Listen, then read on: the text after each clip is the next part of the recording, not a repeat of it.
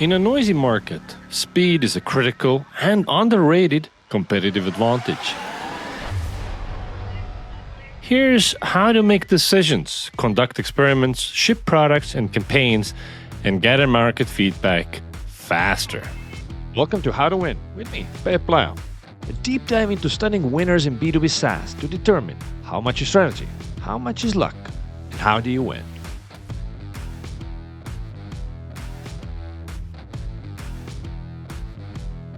It's never been easier to start a company.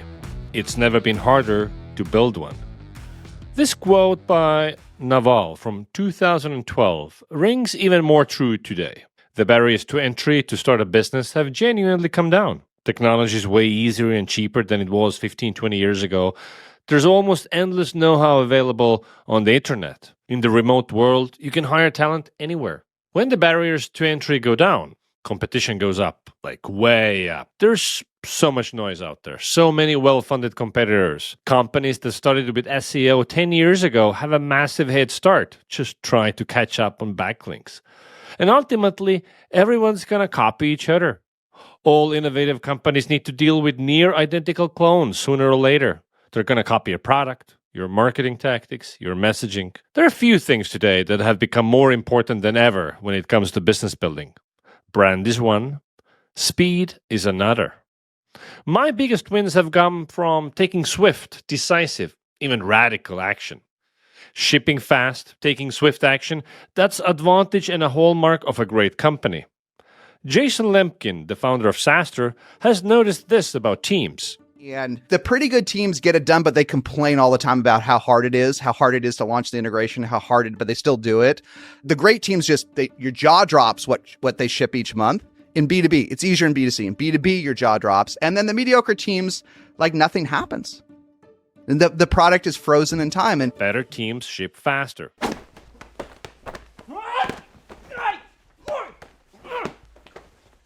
I did years of kickboxing. In sparring, the way to overwhelm the opponent was to be super aggressive and fast. When they didn't have a chance to gather themselves, they would lose. You can absolutely overwhelm the opponent with speed and aggressiveness. Most don't know how to react, and you quickly dominate them. Much of this is also true in business. Speed and aggressiveness are underrated. In military strategy, this exact idea is known as agility. The ability to rapidly change one's orientation in response to what's happening in the external world. So you want to be able to reorient yourself super fast while trying to overwhelm the opponent. So instead of playing chess, you make a move and then the opponent and then again you make multiple moves in a row. You could beat any grandmaster at chess if you could move twice every time he moved once. Speed gives you the edge.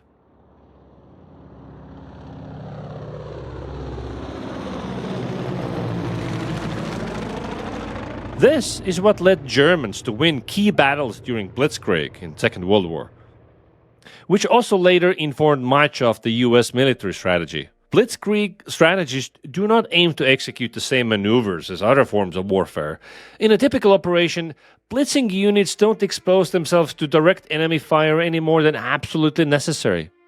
They seem to loom up from out of nowhere to overwhelm a section of the enemy's line, then penetrate to create surprise and confusion in the rear. It is this abrupt, unexpected, and disorienting pattern of action that forms the basis of this strategy. The business world can pick up many lessons from this to be used in competitive strategy. If you see business strategy as creating better ways to play a my move, your move game, then you're at an unnecessary disadvantage.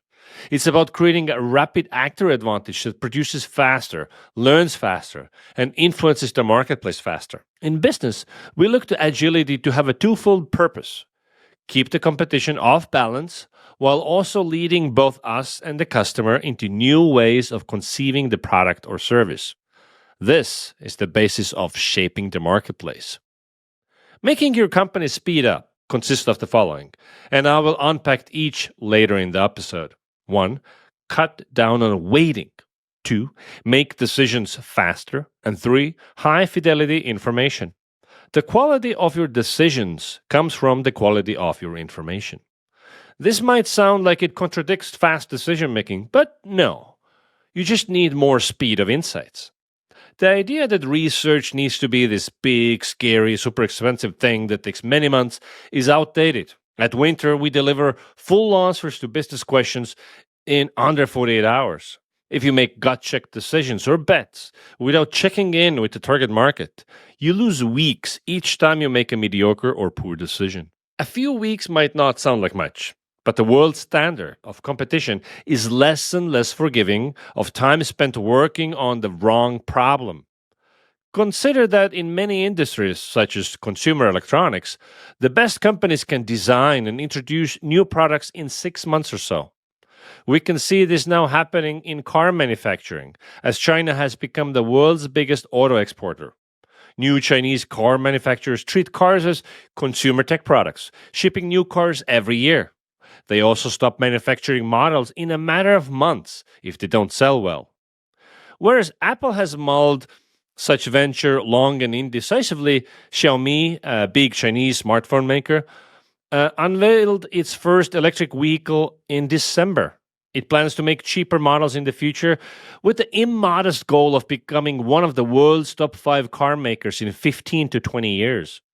Huawei, a telecoms firm, and Baidu, a search engine, have also teamed up with car firms to make vehicles. Foreign car makers, in contrast, are struggling to transform into Tesla-like software firms. They are used to the slower cycles of the ICE age. But firms that launch a new model every 6 or 7 years cannot keep pace with buccaneering Chinese rivals, which move almost twice as fast. Speed is one of the best weapons upstarts have against incumbents. A critical ingredient in strategy is the ability to rapidly execute OODA Loops: observe, orient, decide, acts. Whenever you're sent out to pick up a movie, your homecoming could go one of 2 ways. Make it a blockbuster night. Think about the contrast between Blockbuster and Netflix in the early 2000s, where Netflix's effective application of the OODA loop allowed it to adapt to changing consumer behavior and overtake the category king. Businesses that execute this loop more quickly than their competitors will have a major influence on shaping customers' perception of what is desirable.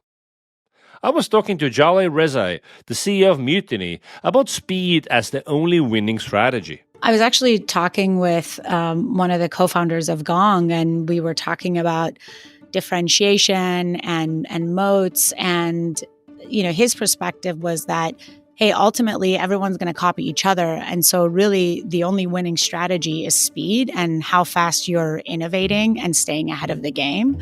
And I completely agree with that. So one of our values is faster always wins. I think it's really important that you are the leader and are constantly innovating and building the next version, because your competitors, the more successful you are, the more people are going to copy what you have put out there. We've already seen this happen, with Mutiny, as we've become the market leader, right? We're seeing people use our exact terminology, and I think that's okay. It's expected, and I guess in some ways it's a compliment. Going faster is not some miracle feature of small businesses, though. You need to actively enable it. It starts with being very aggressive with goals and timelines, taking on more than is reasonable. Most of the market, especially the big players, are slow. If you can make 2 or 3 moves every time they make one, you have a huge advantage. Speeding up companies is hard work, though. But the quickest and easiest way is to cut down on waiting.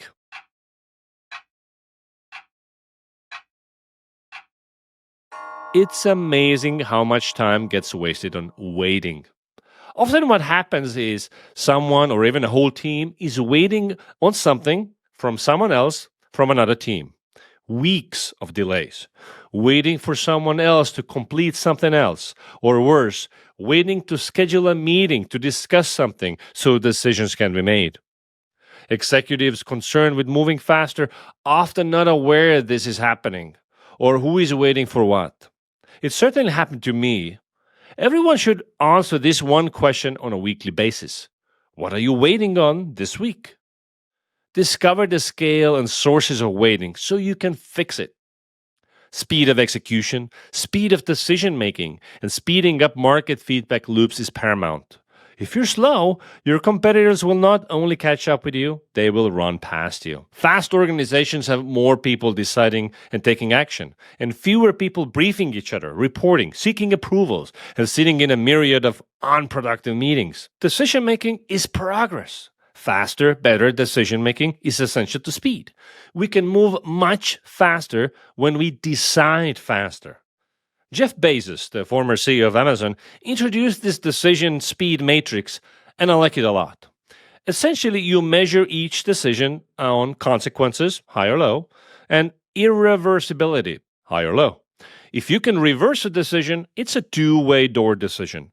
If the decision is irreversible, it's a one-way door decision. If you make the wrong decision, if it's a two-way door decision, you walk out the door, you pick a door, you walk out, and you spend a little time there. It turns out to be the wrong decision. You can come back in and pick another door. Some decisions are so consequential and so important and so hard to reverse that they really are one-way door decisions. You go in that door, you're not coming back. Mm-hmm. And those decisions have to be made very deliberately, very carefully. If you can think of yet another way to analyze the decision, you should slow down and do that. So, when I was CEO of Amazon, I often found myself in the position of being the chief slowdown officer because somebody would be bringing me a one-way door decision. And it's okay. I can think of 3 more ways to analyze that. So let's go do that because we are not going to be able to reverse this one easily. Maybe you can reverse it, but it's going to be very costly and very time consuming. We really have to get this one right from the beginning. And what happens, unfortunately, in companies, what can happen is that you have a one-size-fits-all decision-making process where you end up using the heavyweight process on all decisions. For everything, yeah. Including the lightweight ones, the two-way door decisions. Two-way door decisions should mostly be made by single individuals or by very small teams deep in the organization. Mm-hmm. And one-way door decisions are the ones that are the irreversible ones. Those are the ones that should be elevated up to, the senior-most executives who should slow them down and make sure that the right thing is being done. Basically, pretty much always decide fast unless the result is irreversible with major consequences. Most decisions are reversible. Let me repeat that. Most decisions are reversible. When someone proposes to spend more time in planning or research that is reasonable, like 1 or 2 days, you need to ask them, are we in the business of science or in the business of making money? It's so easy to make excuses for more planning and more research, but unless the decision would be irreversible with major consequences, you're better off doing less faster. If the decision was suboptimal, you can tweak it later, gather data, optimize. Moving fast compounds. Small speed optimizations pile on top of each other and it adds up. It's cumulative. Here are 3 ways to democratize decision-making in your organization to move faster. 1. Stop making your top people bottlenecks. Top leaders should focus on fewer, more mission-critical decisions. All other decisions can be delegated. Leadership has to determine which decisions are strategic, that can be only made at the top, and which decisions are operational, which is most decisions. The way forward is to democratize decision-making across the whole organization and empower both accountability and autonomy. The foundation of coherence is trust and transparency. 2. Set clear rules and guidelines for how decision-making should happen. 4 things are critical to establishing the ground rules and process when making good decisions. Clearly communicated strategy. Everyone needs to know what the company's strategy is and the overall direction we're going as an organization. Each team member should be able to say, I know what we need to do, I understand why, and we will do it. Establish boundaries. Define what not to do, what we're not about. This establishes the field we're playing within and helps people decide what actions support the values and purpose of the organizations and which actions do not. Reliance on facts. Action should be taken based on evidence. Make information accessible. Everyone needs to be able to access the data they need to answer questions and make informed decisions quickly and commit to using it. Tolerance for mistakes. A slow decision can often be worse than an imperfect one. Tolerance for mistakes that don't put the business at risk is essential for speed and fostering a growth mindset. Number 3, reduce the need for meetings. This is not the same as no meetings. One way to cut meetings is to eliminate meetings for updates and information sharing. That should happen asynchronously. Also include fewer decision makers in each meeting. When David Sachs was at PayPal, he enforced an anti-meeting culture where any meeting that included more than 3-4 people was deemed suspect and subject to immediate adjournment. Part of this was driving closed-loop accountability. Everyone on a team must be clear about what needs to get done, by whom, when, and why. Disciplined follow-up is needed to review actions and results. Instead of having a ton of meetings, deliberation, and contemplation, just do things.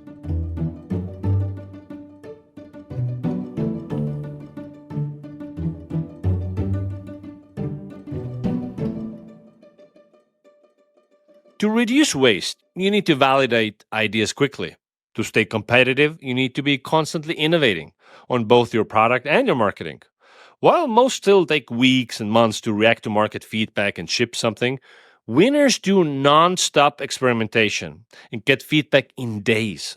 They iterate and get to things that work so much faster. Modern marketing teams need to embrace speed and experimentation as their modus operandi. Most of the marketing content online is severely outdated. It's a key reason why so many use old, stale playbooks. You still hear false wisdom like, it takes 7 touches with a prospect that made the rounds on the internet in 2005. Please, the world has changed so much. We're surrounded by the law of shitty click-throughs. As soon as something works, everyone jumps on it, and the effectiveness of that tactic tanks. The more successful you are, the more people are going to copy what you've put out there. Metadata launched a candid sales pitch video ad on LinkedIn, a novel tactic playing on authenticity. Soon after, I saw a bunch of companies doing the exact same thing. Gong pioneered data-backed content. Now everyone is doing it. To build a brand, you need to stand out. What stands out gets picked. Instead of running the same old playbooks, companies need to fail faster, learn quicker, and they need much shorter feedback loops to spot what's working or not fast. This means while others are deploying predictable, obvious, you need 1,000 times marketing, you go for the pattern interrupt. Always be testing and trying new things, so by the time you get copied, you're already exploiting the next thing. Here's the deal.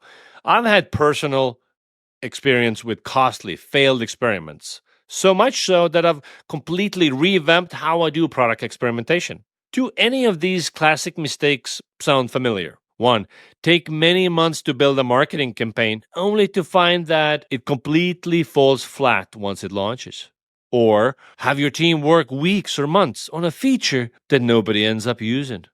Or spend a lot of money upfront to build a product that nobody buys. Well, I'm 3 from 3. Marketing teams need to deploy campaigns in days, not months. You need to go from here's an idea to an experiment within a week. This, of course, requires a proper experimentation system and the right culture and freedom to execute without 5 layers of approval. What you want is to minimize upfront costs while learning a lot. So if it fails, you've lost little money and time.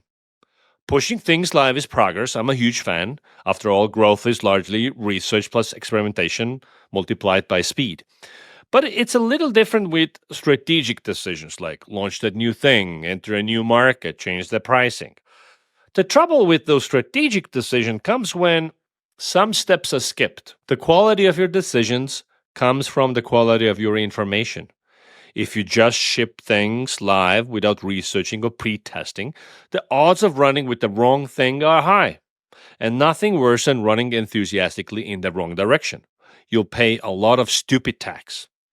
I'm all for optimizing for speed and moving faster, but getting more speed by cutting out market research reduces the quality of your information, and you'll make more bad decisions. Instead, optimize for speed of insights. Traditionally, let's do some research meant delaying stuff for weeks and months. And if you did this multiple times per year, it was difficult to get anything out the door. I too skipped research to get more speed. However, investing a day or two to get intel from the target market significantly lowers the stupid tax you'll pay. Busting your ass shipping the wrong thing isn't a strong shipping culture. It's a strong waste of time. Shipping now to make progress versus doing some research first is a false choice. You can validate the problem or solution with the very people this is for before even anything gets done. It will not slow anything down, just get you more or better data to make better decisions. When the thing you're going to launch is in the design phase, and let's say all you have is a Figma mockup, that's the time to pre-test whatever you're about to launch. This way, before it gets coded up and implemented on your site, you already have data on it. You can fix issues and launch a much improved version. This does not take away from the launch process, only minimizes risk and improves upside. Just make sure the research phase doesn't take more than a couple of days. So you need to move fast, but also everything you ship needs to be high quality. The competition is just too strong. Speed and quality don't need to be mutually exclusive. You can do both at the same time. You get speed from reducing scope. The quality should always be there. If the quality suffers, you just ship crap, but faster. So cut down on scope, cut down on waiting. To summarize my thoughts here, speed is a competitive advantage. And as the market gets more and more crowded and noisy, it's one of the few things that's become paramount when building a successful business. Marketing tactics can and will be copied, so will your messaging and product. But when you ingrain speed into your organization's culture, no one can copy that. 3 main things you need to speed up your organization. 1. You need to make faster decisions and democratize decision making. 2. You need to speed up testing and launching new products and campaigns. And 3. You need to speed up gathering target market insights. Because faster always wins. Thanks for tuning in to How to Win, where in each episode I unpack one aspect of winning in B2B SaaS. All your feedback is much appreciated. For more insights and opinions, follow me on LinkedIn or Twitter.